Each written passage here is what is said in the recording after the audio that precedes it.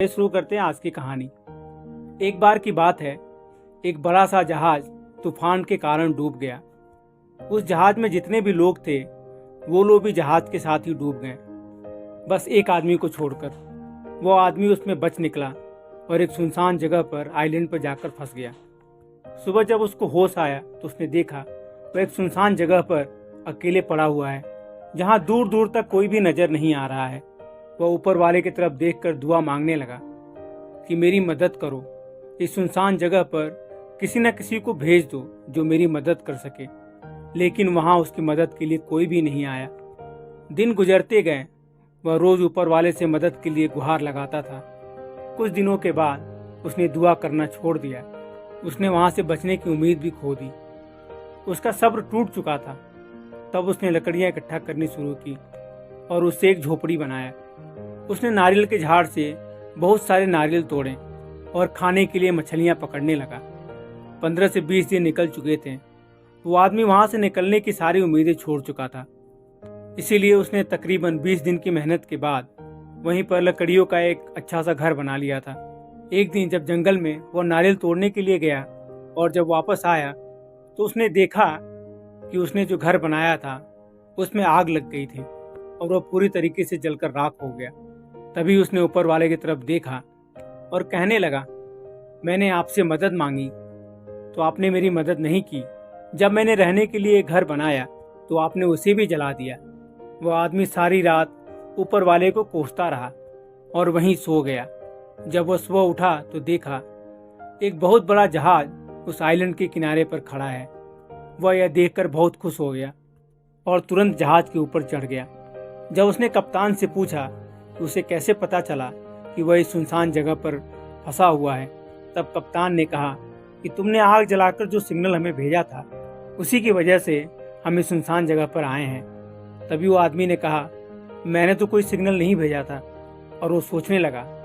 तब उसे याद आया कि रात में जो उसका घर जल गया था, जो जल चुका था, शायद उसी की वजह से ये लोग यहाँ तक आए हैं।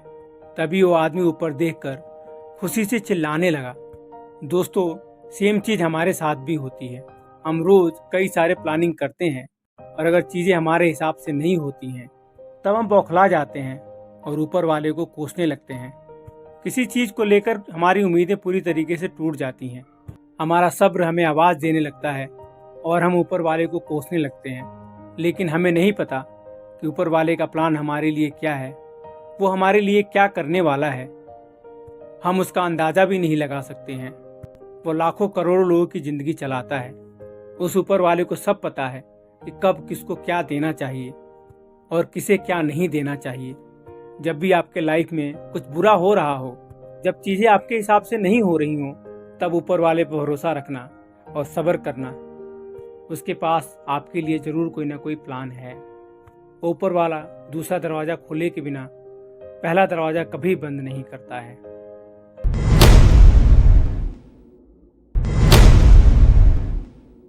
गांव में एक सौदागर रहता था। उसको ऊंट पालने का बड़ा शौक था। एक बार जब वो बाजार में ऊंट खरीदने के लिए गया तो उसे वहां पर एक अच्छी नस्ल का ऊंट दिखाई दिया। वह सौदागर उस ऊंट के मालिक के पास जाकर उसका दाम भाव लगाने लगता है। सौदागर और ऊंट के मालिक के बीच काफी लंबे सौदा के बाद वह सौदागर उस ऊंट को खरीद लेता है और अपने घर की तरफ निकल गया। घर पहुंचकर सौदागर ने अपने नौकर को बुलाकर कहा कि ऊंट को बांधो और उसको खाना दे दो। तभी नौकर को दिखता है कि इस ऊंट के पेट के नीचे एक छोटी सी मखमल की थैली रखी हुई है। नौकर ने जब उस मखमल की थैली को खोलकर देखा तो उसके अंदर उसे बेशकीमती हीरे जवाहरात दिखाई दिए। यह देखकर नौकर जोर से चिल्लाया और अपने मालिक को बुलाकर कहने लगा कि मालिक, आपने जो नया ऊंट खरीदा है उसके सीट के नीचे मुझे एक हीरो से भरी हुई थैली मिली है। सौदागर ने जब उन हीरो को देखा तो वह भी हैरान हो गया। वे हीरे सूरज की रोशनी में चमक रहे थे। सौदागर ने अपने नौकर से कहा कि मैंने ऊंट खरीदा है, ना कि हीरे, तो मुझे इन हीरो को वापस लौटा देना चाहिए। नौकर मन ही मन सोच रहा था कि उसका मालिक कितना बेवकूफ़ है। वो अपने मालिक से कहता है कि मालिक, रहने देते हैं, किसी को क्या पता चलेगा। लेकिन सौदागर ईमानदार था। उसने नौकर की एक बात नहीं सुनी और वह हीरो की थैली लेकर बाजार पहुंचा और उसने ऊँट के मालिक को वह थैली वापस लौटा दी। वह ऊँट बेचने वाला यह देखकर बहुत खुश हुआ और उसने सौदागर से कहा कि मैं तो भूल ही गया था कि मैंने अपने हीरे की थैली उस ऊँट के सीट के नीचे रखी थी, और अब आप इनाम के तौर पर इन हीरो में से कोई एक हीरा आप चुन लीजिए। लेकिन सौदागर ने इनाम लेने से मना कर दिया। ऊँट बेचने वाले ने फिर से कहा कि आप कोई भी एक हीरा इसमें से ले लीजिए। आखिर में सौदागर ने ऊँट बेचने वाले से कहा कि असलियत में जब मैं थैली वापस लेकर आ रहा था तभी मैंने इसमें से 2 कीमती हीरे निकाल कर अपने पास रख लिए थे। यह सुनने के बाद वह ऊँट बेचने वाला भड़क गया और अपने हीरे गिनने के लिए उसने अपनी थैली को वहीं खाली कर दिया। हीरे गिनने के बाद उसने कहा कि मेरे सारे हीरे तो थैली में सही सलामत हैं, तो आपने इसमें से कौन से 2 कीमती हीरे अपने पास रख लिए हैं निकाल के? सौदागर ने कहा, उन 2 हीरो का नाम है मेरी ईमानदारी और मेरी खुददारी। दोस्तों, इस कहानी से हमें यह सीख मिलती है कि जिस इंसान के पास ये 2 हीरे हैं, ईमानदारी और खुददारी, वह इंसान दुनिया का सबसे अमीर इंसान है। बहुत से लोग ऐसे होते हैं जो पैसा देखकर लालच में डूब जाते हैं और अपना ईमान धर्म सब भूल जाते हैं। और दोस्तों, कहते हैं ना, ईमानदारी और पावर की तरह होती है जिसे बहुत कम लोग ही हैंडल कर सकते हैं। दोस्तों, अगर इस कहानी को आप और लोगों के पास पहुंचाना चाहते हैं तो शेयर कीजिएगा और लाइक कीजिएगा।